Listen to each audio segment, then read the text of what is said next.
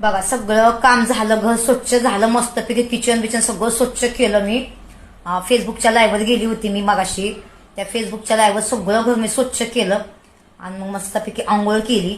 आता मार्केटला जाते, देवासाठी फुलं घेऊन येते, मस्तपैकी छानसे फुलं आणते आणि देवाची पूजा करते.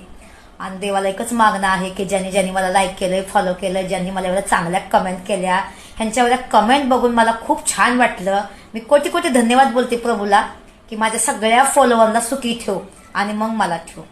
कारण देव म्हणतो की तुम्ही लोकांसाठी प्रार्थना करा, मग देव तुम्हाला पावतो. म्हणून मी सगळ्यांसाठी प्रार्थना आज करणार आहे. आता मी जाती स्वामींसाठी आणि आपल्या मंदिरासाठी फुलं आणते, मस्तपैकी तुपाचा दिवा लावते, देवाला मागणं मागते.